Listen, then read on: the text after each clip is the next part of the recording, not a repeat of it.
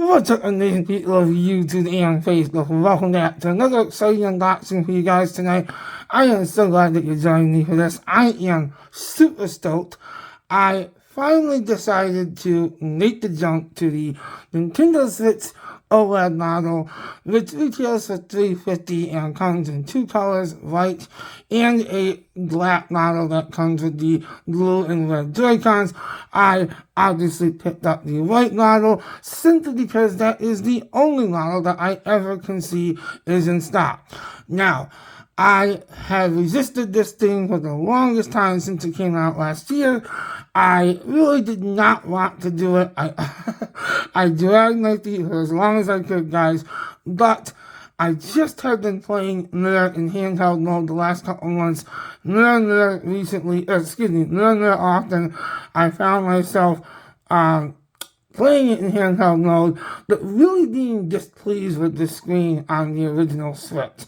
And when I say original, I actually have the version 2 Switch right here, Animal Crossing edition, which, for all intents and purposes, is still a good Switch. You can still pick it up. It's always in stock, at least in my neck of the woods. But the issue with it is, and again, I'm not saying the display on this one is bad necessarily, because it's really not, but it's also not great. And on this new model, not only do we have a much improved display, it has now been bumped up to 7 inches, it's OLED, so it's going to be vibrant and bright and beautiful, but also this doubles the internal storage to 65 gigabytes, as well as a better sound quality out of the built-in speakers. Now, I personally have not tested that yet, but from what I understand, the sound is a little bit better than this guy over here. So let's go ahead and jump right into this. So on the box, it's a little bit different than last time around. It's just it shows the contents as usual. Now, another thing to note is on this new OLED model, in case you haven't already seen it, this now has a kickstand that extends the entire back of the device instead of this little daisy, stupid, little kickstand that's right here, and, it's like it wants to break off every time you open it. So, definitely a better quality kickstand this time around if you do play in tabletop mode, which is not really something I do very often, but again, it's nice that they improved it. The biggest improvement by far is, of course, the display.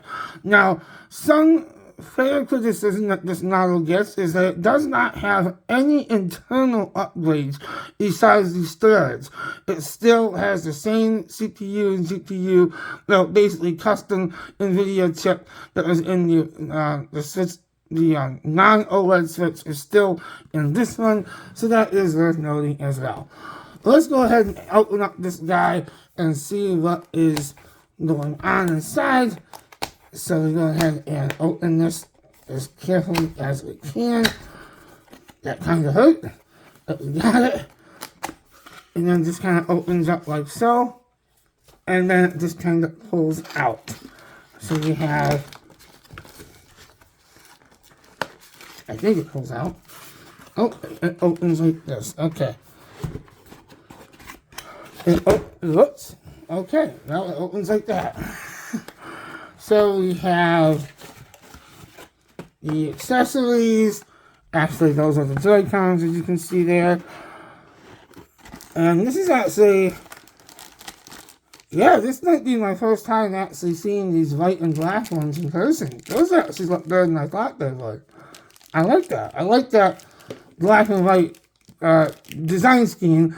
It is just like the white Xbox controller that I have. So I kind of like that color scheme. So I'm glad to have those on this as well. I will set these to the side. And of course, my new Switch has already fallen almost out of the box, but it didn't, thank God.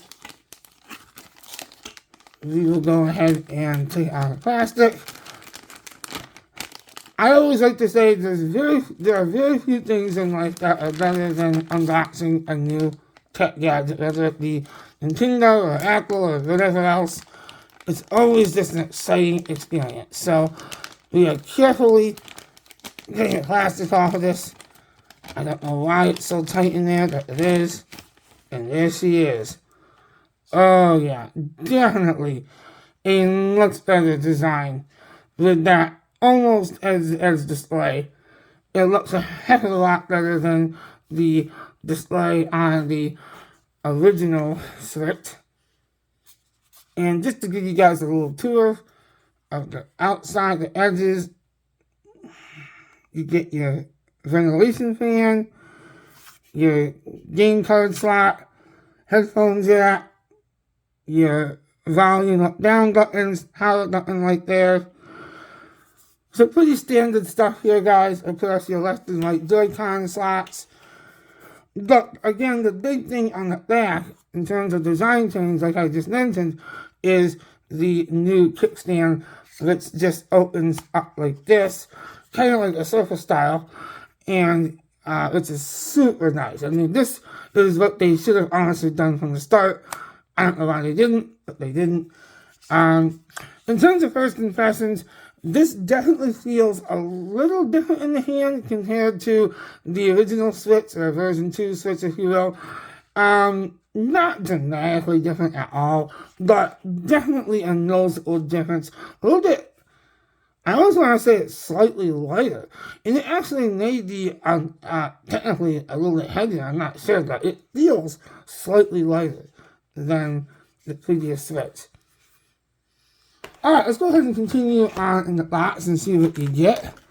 Besides that stuff there, you also do get, of course, your power adapter, as usual. So that doesn't change, you still get that. You, of course, get your HDMI 2.0 cable. Super nice to have that included. You still get the Joy-Con adapter, which kind of turns this into like a, I'm sure you guys have all seen all this, but we'll still do it. We'll still take it out, just in case. But, in case you haven't already seen it, the same Joy-Con adapter that we have always got with the Switch that turns the Joy-Cons into a little bit more standard looking controller. And of course, your Joy-Con holders with the straps, so if you're playing something like the new Switch Sports games coming out in late April, this will be awesome to have that. And last, but certainly not least, and probably the only other thing that was like significantly different in terms of the design, is the new dock. Now, what's mostly new about this new dock, as I'm attempting to unwrap it here, is it now includes a wired Ethernet connection inside. So if you do a lot of streaming, things like that, it would be super convenient to have, let's throw that to the side, to have that built-in Ethernet connection, which is kind of cool. Oh, okay, I see that. So there's a little bit different design here on the back too. That's kind of new. So it just kind of goes in like that. It still opens up like so.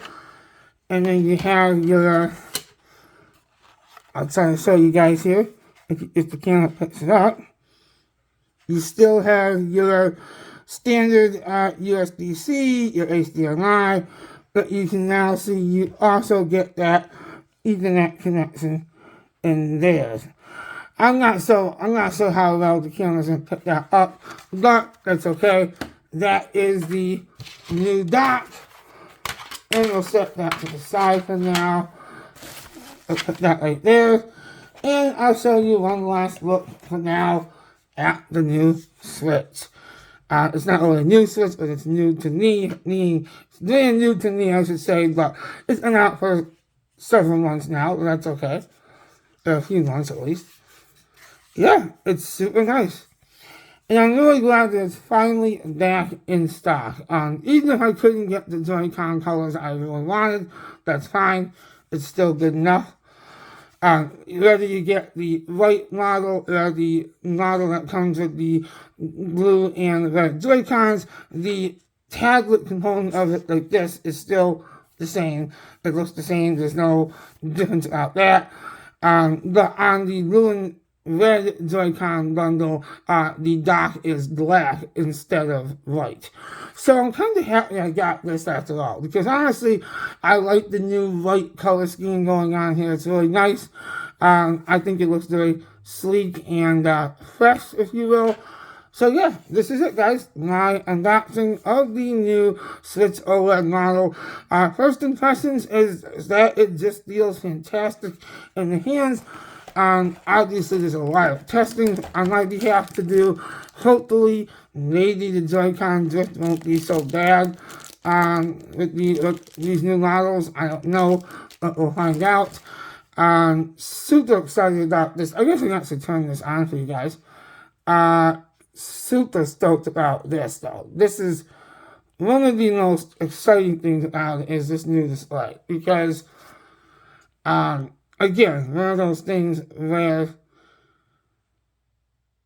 again, I wouldn't, oh yeah, I don't know, the camera probably does not do it justice, but just looking at this in person, it looks dramatically better than the previous generation Switch with its, crappier panel. I hate to say it, but it would have been nice. My only criticisms would be that I wish that Nintendo would have kept the price $299. I understand they need some improvements, but it's still, to me, I don't know if it was necessary to go up to $350, but that's just a personal gripe that I have. Still looks fantastic. It's a great upgrade for anyone that wants to upgrade. So yeah, I will do a review video very soon. Thank you so much for tuning in, guys. And this has another unboxing. If you enjoy my content, please give this video a thumbs up and subscribe to my channel if you haven't already. Until next time, guys, peace out for now.